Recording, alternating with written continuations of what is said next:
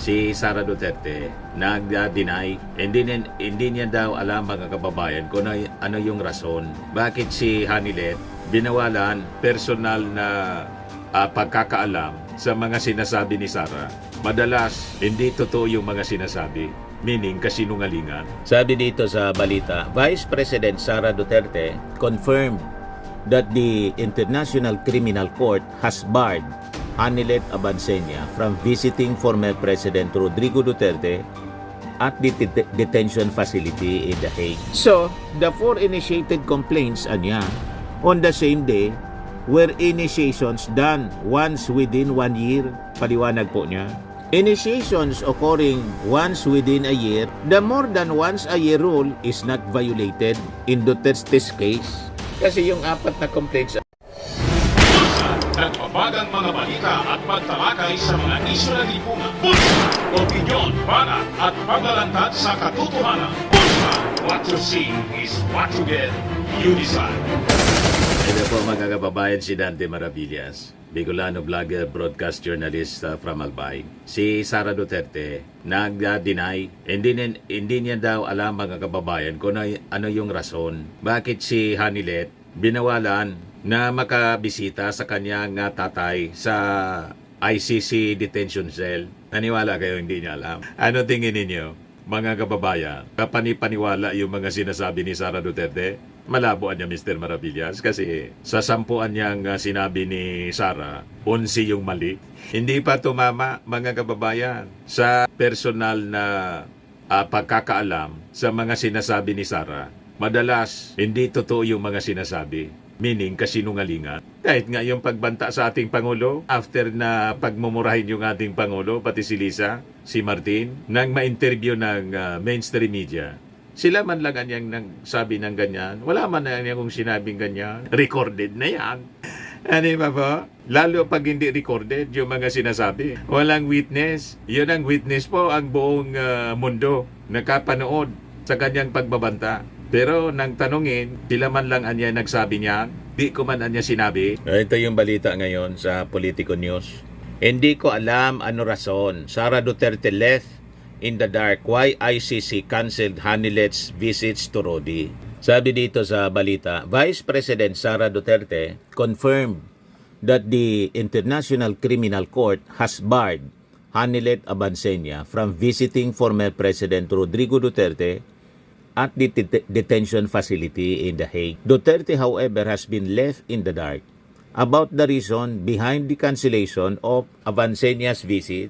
Nag-hysterical po si Hanilet kasi biglang ibinawal sa kanya ang makapasok po sa detention cell. Ang nagkwento si Harry Roque kasi ang sabi, inaakusa si Attorney Kaufman na siyang utak. Malabo man po na si Attorney Kaufman. Yung abogado, kung anong sinasabi ng kliyente, yun ang sinusunod.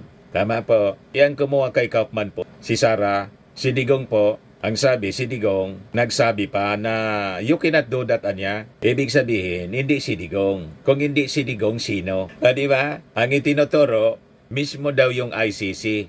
Mga ICC officials, ipinagbawal si Hanilet. Malabo man po na without the blessing ng kung sino na makapangyarihan, pagbabawalan si Hanilet na makapasok. Di ba? At ang pinakang logical, yung mismong kapamilya ang nagbasbas. Kasi po, common law wife, mga kababayan, si Hanilet, lalo pa, last month, napabalita na binibenta na ni Hanilet yung old house nila. Kahit man siguro po ako ang kapamilya, ibabawal ko. Bawal ka na niyang pumasok doon kasi baka kung ano yung mga ipapirmahan mo. Kahit man po ako si Sara, yun ang gagawin ko. Madaling sabi. Ipagbabawal ko yung karibal ng aking nanay. Alangan man, pabayaan ko pang makapagbulong pa na kung ano-ano sa aking tatay. Yung aking nanay, nagsakripisyo na ng napaka tagal na panahon. Pagkatapos dito sa mga huling pagkakataon, huling panahon sa buhay ni Digong, na sabi nila butot balat na at naguling habili na nga po. Pagkatapos hayaan mo na makapagbulong-bulong pa si Hanilet. Di ba po? Tama yung ating mga analysis, mga kababayan. Kayo, payag kayo sa ganon? Halimbawa yung tatay ninyo, may chicks, nagkaanak, Yung tapos yung kalintulad ng sitwasyon ni Digong. Kung kayo ang anak ni Digong, kayo si Sara, kayo yung tunay na pamilya. Hayaan ninyo na sa mga huling pagkakataon, powerful pa yung pangalawa, magapagbulong-bulong pa kay Digong sa tatay ninyo. Di ba hindi? Sabi dito sa interview kay Sara, ang alam ko lang ay merong order galing sa ICC na ipinagbabawal, kinansel. Mayroong order na kinansel lahat ng kanyang pagbisita. Sabi po niya sa interview noong isang araw. Hindi ko alam kung ano ang rason. Dahil pinakita sa amin yung papel kung ano yung rason ng pagbabawal ng pagbisita ni Miss Hanelet Abansenia. Abansenia, mom of Kitty Duterte, recently flew back to The Hague to visit the former president. She managed a visit last month before restrictions were made. Hindi na pinaulit po.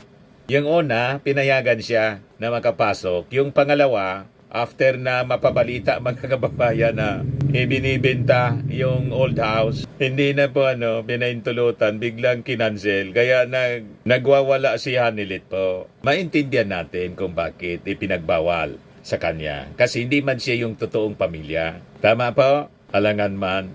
Kaya nakita ninyo yung picture. Nagpa-picture si Kitty, si Baste, si Sara, tapos si Pulong. Ito po, may gustong ipahiwatig siya kung bakit may picture na ganito. Ayan gustong ipahiwatig na silang mga anak, magkakasundo sila. Yan ang ibig sabihin ng picture na yan. Pero hindi si Hanelet.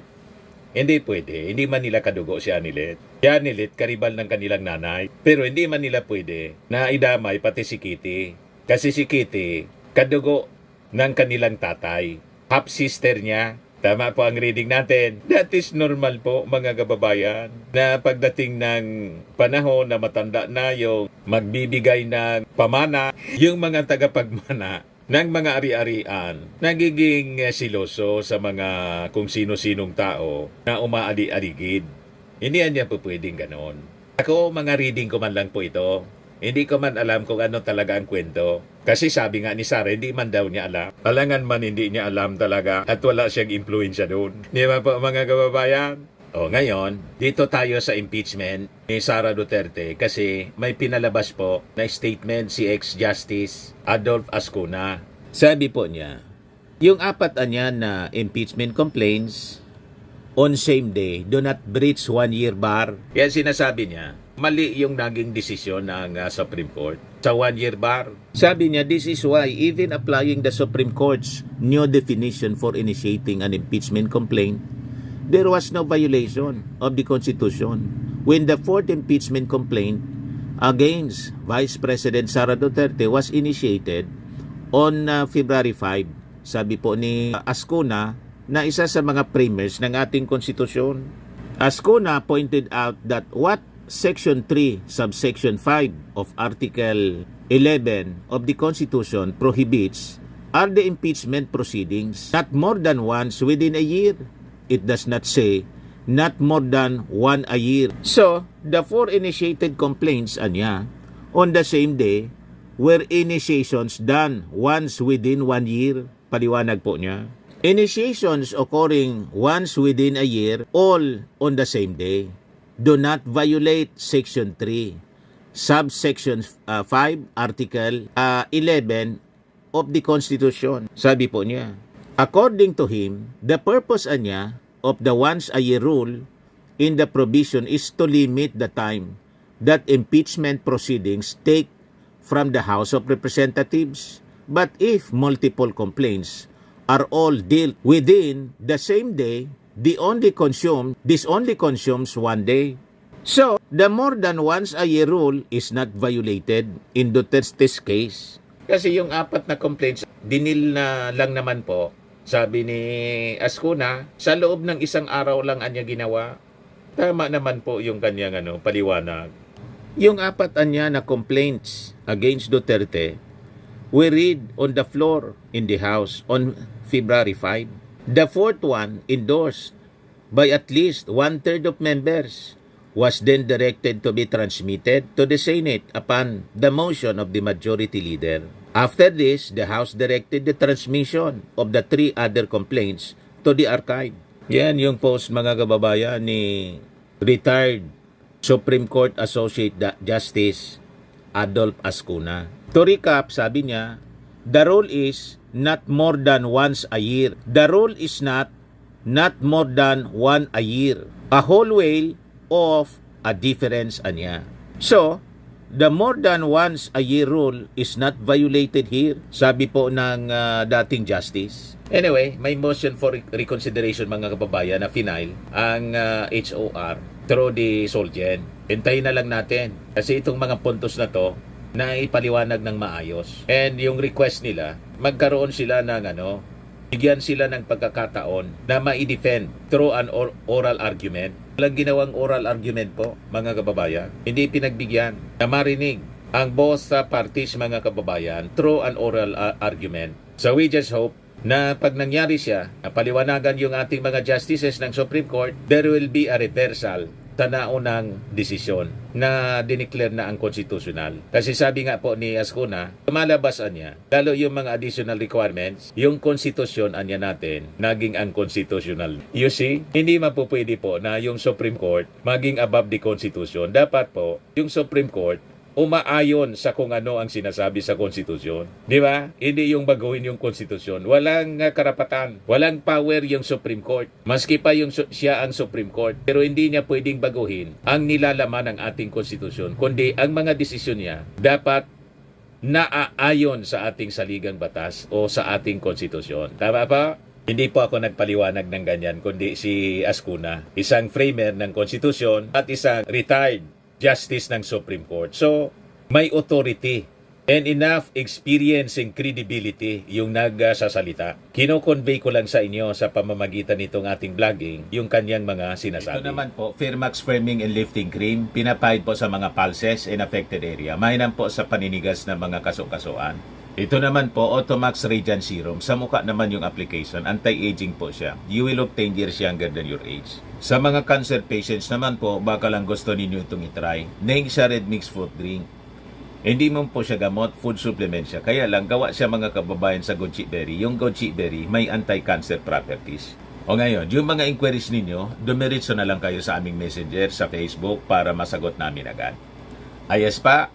Ayos na ayos niya, Mr. Maravilla. But anyway, ito po pala yung aming bagong product na binibenta online. I am worldwide amazing pure organic barley powdered drink mix from Australia. Negosyo to ng aking anak na architect entrepreneur Riz Maravillas. Ayan po. Kontakin na lang po ninyo siya, Riz Maravillas on Facebook. Ang mga health benefits niya, boost immunity, improves digestion, enhance energy levels, packed with antioxidants, prevent cancer. Sa mga nagana po ng malinis and spacious fitness gym, pumunta lang po kayo sa aming Colossal Fitness Gym. May Grab car rental din po kami. Ito naman po yung bago naming product na binibenta online. Eye Glow Serum, whitening po siya. Tingnan ninyo yung epekto sa aking anak na architect before and now. Yung mga inquiries po ninyo, dumiretso na lang kayo sa kanyang Facebook account, Riz Maravillas.